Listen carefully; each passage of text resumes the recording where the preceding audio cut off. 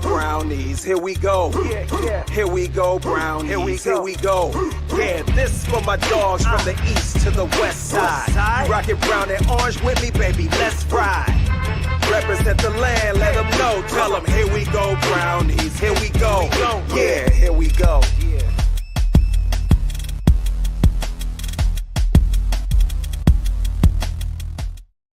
Welcome in, everybody, to a post-game edition of the Here We Go Brownies podcast. I am Allie Ellery, coming at you live from Pensacola, Florida. Joined with me, as always, out in beautiful Cleveland, Ohio. We've got Dustin. Dustin, your Cleveland Browns come away 21-7 on the day against the Kansas City Chiefs. Look, I think the score was a lot closer than the game really felt in a lot of ways. Let's just get into it. Were you at the game? No, I set this one out, actually. Okay. All right. I set this one out because I kind of felt like I knew what the result was going to be, but I did watch the game. I did watch the game in its entirety. And this game had a lot of interesting pieces and parts that came out of it. Winston with another 3-interception game, insane. DTR even had one, and they went to DTR late in the fourth quarter. But we had the injury to Myles Garrett. You had the injury to Patrick Mahomes. Just a lot of weirdness in this game. At times, the Browns did have a chance. I thought the defense, for banged up as the defense was, played really well today against Patrick Mahomes for when he was in the game. But I think what we're starting to see is that team knows the season's over, and they're not going to get themselves hurt going through. But the defense played inspired today. For the most part, offensively, there were some good plays. Obviously, Jerry Jeudy's over 1,000 yards now, first time in his career. So there are some bright spots. As we all know, Dustin Hopkins was inactive in this game. We also know that David Njoku was inactive in this game. So there was a lot of pieces and parts that the Cleveland Browns didn't have in this football game in a lot of different ways, but still tried to hang in there. But at the end of the day, the best quarterback in the league, showed why he's still the best quarterback in the league. Yeah, before we get into it, I want to give a shout out to our friends over at Stadium Mustard, Lorello Vineyards, Hartville Marketplace and Flea Market, True Fan Travel, City Barbecue, Western Reserve Distillers, and 5 Iron Golf. Look, when we look at this Chiefs offense, they've been pretty slow to find a rhythm, slow to start. It almost every game this season. And really, they haven't found, this isn't the Kansas City Chiefs offense of even a year ago, 2 years ago. It's definitely different. But nonetheless, you're right. Patrick Mahomes is still Patrick Mahomes. He made some great throws, great plays. Travis Kelce had a nice day. But I agree with you. Defense looked pretty good today. They were playing inspired football, even though that they were beat up. I think Mike Hall, he showed up in some big moments today. Myles Garrett, he goes out with the injury. Before we turn it to the offense, just to go over some Browns news and updates. As you know, Nick Chubb is out for the remainder of this season now with a broken foot. That is just, you hate to see it. You hate to see it for Nick Chubb. On a positive side, Jerry Jeudy, as you mentioned, he hit 1,000 yards for the first time in his career. But then you get Jameis Winston, he gets benched. So that a lot happened in this game. Yes. Some good, some bad, but nonetheless, Browns still come away on the day with just a deflating loss once again. Yeah, and it's like at this point, obviously Winston, here's the thing. Obviously DTR is a 5th-round draft pick. Play him the rest of the year. Just play him the rest of the year just to see what he has in him against live reps in 3 games. The Dolphins, the Ravens, there's some good teams, that he'll be going up against and some good defenses. So put him out there and see if he's going to be your long-term backup. And I think that's a good way to put it. Is he going to be your long-term backup? We'll get into this on the big Wednesday show, but there was wins around Cleveland that, obviously Winston or Deshaun will be back next year, but they're thinking about bringing in another quarterback to create competition. I don't know how much I believe of this, but obviously they're putting it out there for a reason to see if something's going to arise out of that, but I don't even know who you would bring in. I don't think it would be at this point Winston. I don't think he would be the one that would compete for it. So I don't know. I think you got to, at this point, I think you got to roll out your bench for the rest of the season. and just see who you're going to keep around, because this organization, and a lot was made of this week too, that it sounds like from everything Haslam has said that obviously Stefanski will be back, Andrew Berry will be back next year. So you got a lot of decisions to make in the offseason. And you're going to have to roll some of these guys out and just see who's going to be on your roster next year. Well, another part of this is we know at this point in the season, Jimmy Haslam's not going to get behind a microphone and say, "No, we're going to fire Kevin Stefanski in 4 games." So we don't know what the situation is going to be, if they retain anybody, if they clean house, if they keep everybody. We don't know what that's going to look like. Of course, that is what ownership is saying, because you simply cannot say, "Yeah, he's going to be fired in 2 games." Like that just that's not how that's going to work. So I think that there are so many question marks as we go into this upcoming off season, Dustin. And I know since we've been doing this podcast, every off season we've got some crazy thing to talk about. But it seems to me that we realistically are going to have some very hefty and already quarterback discussions. We may be looking or having discussions about coaching staff, personnel, things like that. There's going to be some pretty in-depth discussions in this offseason that I don't think we expected to have going into this season. Obviously, with aspirations of a potential Super Bowl, right? That's what we were talking in this preseason. That obviously didn't happen. Cleveland Browns are going to have a top 10 NFL draft pick. We're going to talk about how that's going to go. I mean, we have a lot to talk about in that department. Let's talk about this offense, though. Jameis Winston, he gets benched. Let me pull up his stats here real quick. He went 16 of 25 for 146, 0 touchdowns, 3 interceptions, and he was sacked 5 separate times on the day. DTR comes in late in the game. He goes 4 for 9 for 18 yards and 1 interception. One thing the Browns quarterbacks, for just some unknown reason, can't get away from are picks, interceptions. This offensive line, they're beat up. We know that.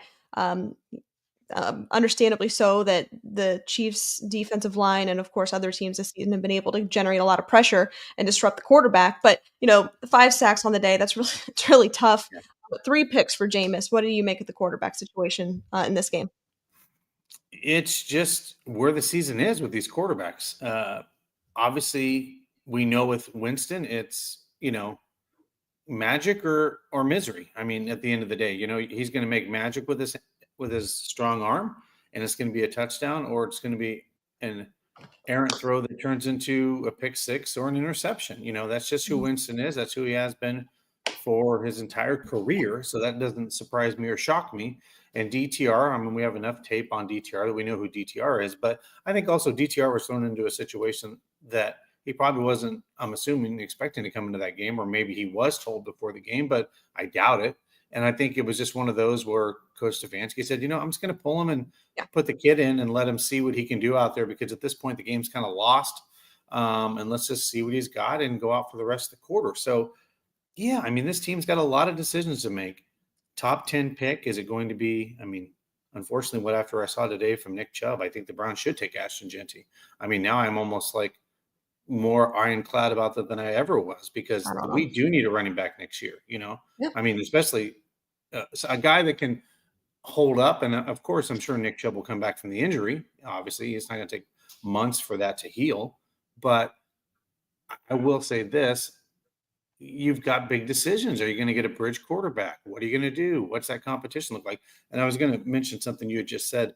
Myles Garrett made some conversation about who's leading the organization. It seemed like he put his kind of backing behind Stefanski and Andrew Berry in that press conference. So it'll be interesting.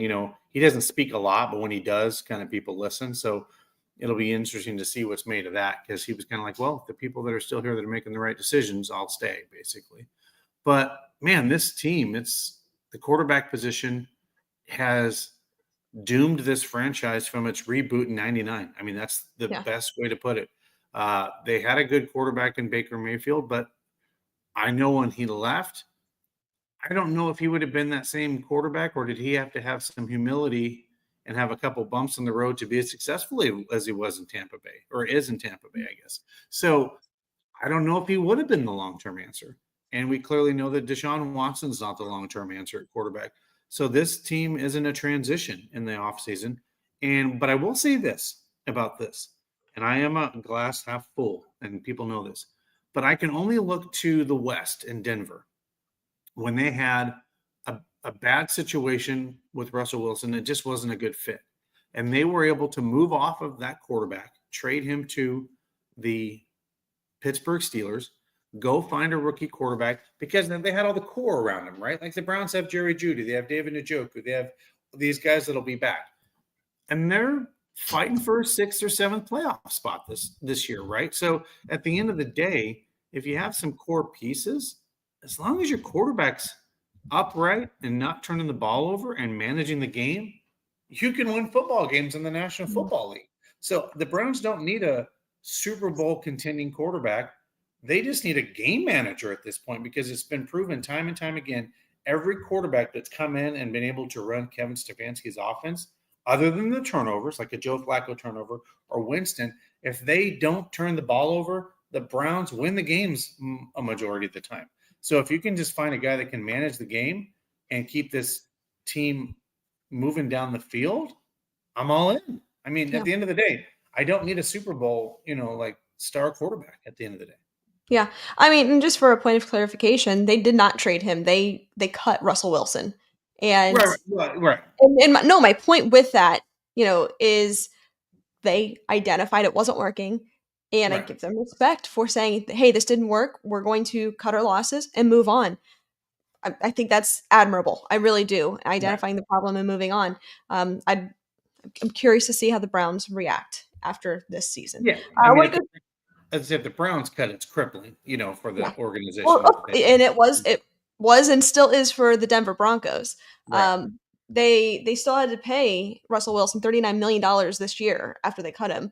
I mean, that's still a ton of money. But nonetheless, that's a conversation for another day, what the Browns are going to do at quarterback. And we're going to have several discussions on this. I mean, this is going to be the topic of conversation until we know who the starting quarterback for 2025 is going to be. So we'll talk about that. I want to go through the rest of the stats here today. Also want to give a shout out to our friends over at 5 Iron Golf, Lady Caroline Cruise Ship, Greater Cleveland Aquarium, and our newest sponsor, Legacy Integrated. Turning it over to the rushing attack on the day. Jerome Ford, he had 7 carries for 84 yards. Nick Chubb, he went 9 for 41. DTR did rush the ball 3 times for 16 yards. Now receiving, you mentioned it, Jerry Jeudy, he finally cracked his first 1,000-yard receiving season. Today, he had 11 receptions. He was targeted 14 times. That's crazy. 11 receptions for 108 yards. That's really cool. Nice to see him break out. And another conversation that we can have another day is, Jerry Jeudy, wide receiver 1. He really is. He's really kind of blooming into that number 1 receiver. It's really cool to see. Jordan Akins, he was the second leading receiver on the day, 3 receptions for 30 yards. Jerome Ford, we saw what he did, 2 for 20. He turned on the Jets on that touchdown run. Michael Woods, 2 for 7. But the Cleveland Browns, with some of that receiving success today, unfortunately, were not able to protect the ball. Several fumbles on the day. 3 of them, in fact. Nick Chubb, he lost one of them. James Prochet, we saw that on the opening, what would have been the opening drive for the Cleveland Browns. The Chiefs punted it away. James Prochet just got the ball knocked out. He should have called a fair catch on that, but nonetheless, he fumbled it. They recovered, and then Jameis Winston, of course. Browns recovered that fumble, but nonetheless, they weren't able to hold on to the football. Like I said at the start, the score was 21-7, and it felt like there was a much bigger gap in this game than the score really reflects, Dustin. Yeah, because it felt like, at one point, I think the Browns were down 7-0, and they were kind of in the game after that first quarter. And you just kind of felt it getting away from them. In the second quarter, Patrick Mahomes got into a rhythm. That's when they went up to 14-0. And they just kind of, and then, of course, I don't know what's going on with the kickers this year. I was watching the game with somebody, and I want to watch this stat now, which is crazy. The guy looked at me and goes, watch every kicker that goes like this, like when he's getting ready to line up and hit the he takes his hand like this. They miss it. He goes, watch the kicks. He goes, and I was like, that's crazy, but I'm going to start watching that now. Now, of course, it's windy in Cleveland and raining, so I don't know if doing this is going to get you through the Every airport. single kicker does that all the time. I mean, that's Yeah, but it's funny. Like I'm going to watch that now because I thought that was interesting. it's Like the ones, coincidental. Yeah. yeah. But I mean, they missed that 29-yard field goal at the end of the half, which was kind of crazy. But it just seemed at halftime, I just kind of knew the Browns weren't going to be back in this football game. At 14-0, that seemed like 28-0, to be quite honest, Mhm. because the Browns weren't moving the football. I think they had 3 or 4 first downs, maybe. Like they didn't have a lot, and it just seemed like they weren't going to be able to get back into this. And the reason the score was as close as it was because the defense played so well today. And I don't know, Allie, I think the Browns made the Chiefs punt at least 6 or 7 times in this game, at least. So, I mean, there was a multiple amount of punts that the Browns were able to, stemmy the Chiefs offense in this game. So I thought that was a positive. So again, this team really needs to vet out this next 3 weeks, look at who they have on the roster. And the one thing I can say is the one bright spot is the Browns have some pieces and parts still on this football team, and they have finally a bevy of draft picks next year to figure out what they want this core young part of their football team to be. And I think having that bevy of picks is going to be able to help them in the future because they're, like you said, Allie, some parts of this team are getting a little long in the tooth, like Yeah. on some of these guys. And the best football teams have some youth and some some veterans in that locker room, and a big mix of those kind of guys. I think has been successful for most teams. Some teams are too old, some teams are too young, but having that mix is kind of where the magic is for a football team in the league because those veterans can lean on the young guys and help them out. Yeah, it is nice to know that going into next season, although there are question marks surrounding some very key elements of this team, we all know that. It is still good to know that a lot of your core pieces are still going to be there. And you've got a young receiver room. I think you could still use some Yeah. help there. You've got, I'm sure, what will be next year, hopefully, a young running back room has to happen. We've got to have that help. Relatively young-ish defense, maybe not the interior of that defensive line, but you bring in Mike Hall this year. I mean, there Yeah. are some key pieces. There's some key elements. It's not. This isn't 1-15, 0-16. This is not 2017 or excuse me, 2016, 2017 Cleveland Browns football. This isn't that. The Browns are going to get better. It's who's calling the shots, what are the decisions being made, and what is this going to look like next year that are the real questions. It's not a matter of winning some football games next year. Yeah. Um, Yeah, and I was go going to ahead. just say with that, Ali. I mean, they're 3-10, but they're not as bad as their record. And what I mean by that is, I think if the Browns would have pulled the trigger sooner Yeah, I on the agree. quarterback position, this is maybe a 5 or 6 win team. I mean, if we're being Mhm, realistic, because they just were stymied. mhm, In some of those games where Deshaun was just not moving the ball or getting more than 10-yard passes. mhm, And clearly Jameson, I mean, he does make mistakes, but he gets the ball down the field. He moves the offense, and that's the only way you can win football games is scoring points. You just can't create turnovers. That's the problem. But yeah, I think this is probably more of a 5 or 6 win team if they pulled the trigger sooner. Do I think they might have been a playoff team? No, based mhm. on injuries and things that have happened. But yeah, I think it's at least a 5 or 6 win team. Yeah, if you, it is. You got it. If Stefanski would have moved off of uh, Deshaun earlier, we would have been in a better situation. But at the end of the day, would it have mattered? Like, would we have made a playoff push? No, probably not. So I don't know. No, Hindsight is well, 2020. yeah, as I But said, especially as competitive as now the AFC North has become with Baltimore and Pittsburgh this year. Yeah, I agree. Yeah. I want to talk about why the Cleveland Browns over the past let's just say between 4 and 5 years, special teams has been such a problem. You bring in Bubba Ventrone to be the special teams coordinator, and it's been rough. It has been rough for the special teams unit. The only one excluded from that discussion is Corey Bojorquez, who's been great. Corey Bojorquez, the punter, has been consistent. He's been awesome. Obviously, we know the kicking woes have really escalated this year for the Cleveland Browns. But even in coverage and return game, it has been such a struggle, and I'm frustrated with that because you mentioned earlier in so many games, maybe over the past few years, where we were within a possession, maybe a field goal or a touchdown, or even just a little bit further than that, having those points really matter. Having a kicker that you can rely on, having a returner that can grant you good enough field position. Of course, you have to have a coach that is able to know when and when not to go for it and when to take the points. And you also have to have a quarterback that Yeah. can convert that good field position. So I know that comes with, some other things, but just a lack of emphasis on special teams. And I find that to be very surprising. I hope that is something that can get turned around, because it makes me want to just pull my hair out every single time. Well, we always talk about you have to win in all three phases of football, and special teams is one of those. And when you're muffing punts and you're dropping and you're giving the opposition the ball again when it's your turn to be on offense, that's demoralizing. It's defeating for a football team. You can't do that. Period. You can't have turnovers in the game, especially I think I saw a stat today where the Browns were like minus 13 on the turnover, and it's like they were like the first or second in the entire league, right? Like on the differential. That's crappy. That is not going to win you football games. That's just god awful. That's just not going to work when you have that kind of differential with the NFL. It's just not going to win you football games. So yeah, I mean, here's the thing. I don't know. We all think that Stefanski's safe, Andrew Berry. I feel like Schwartz would be safe, but maybe it's another overhaul of the entire second, the secondary coaches. Is there going to be more people brought in, or to shuffle the deck, some guys in here that think can make a difference? I don't know. That's to be seen. I don't know, but Sure.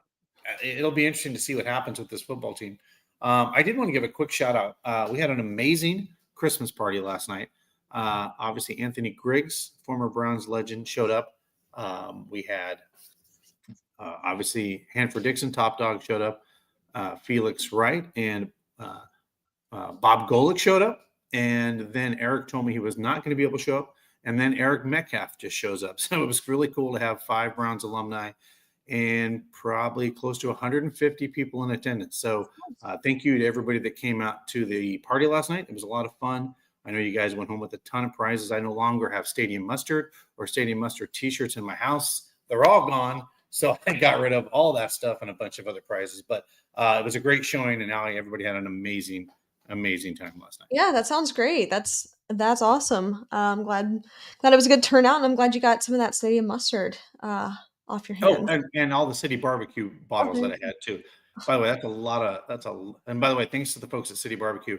They had 2 hams that they brought, some prime rib, and everybody got to eat, and some awesome, bread pudding Oh, nice. Yeah. was a big hit. So they were able to, everybody got fed as well. And here we go, Barney's whiskey and wine. So it was a good time. And I think it'll be a hit for next time for sure. Yeah, that's really cool.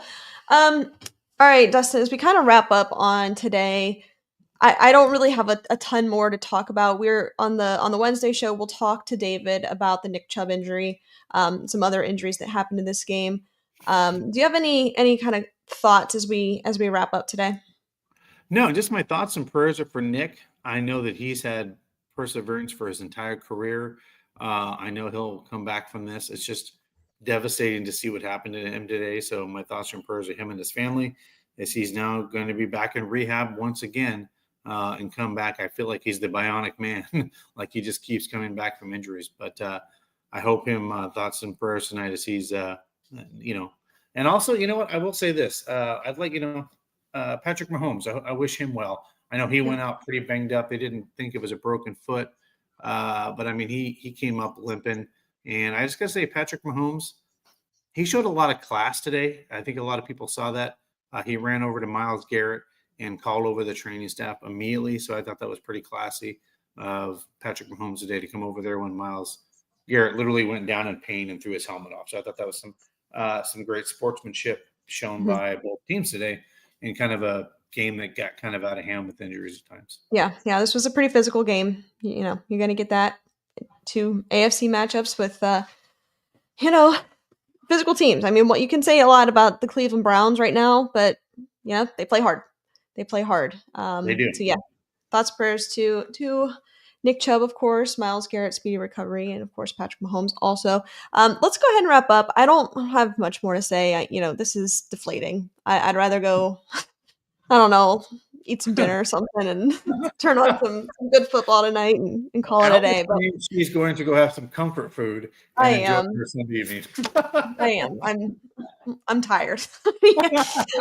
I'm over it today. So thank you everybody for tuning in. We appreciate you. Birdie's over it. Birdie's Yeah, over it. I know they're all over it. Stay safe, stay healthy, and as always, Browns fans, go Browns. Go Browns.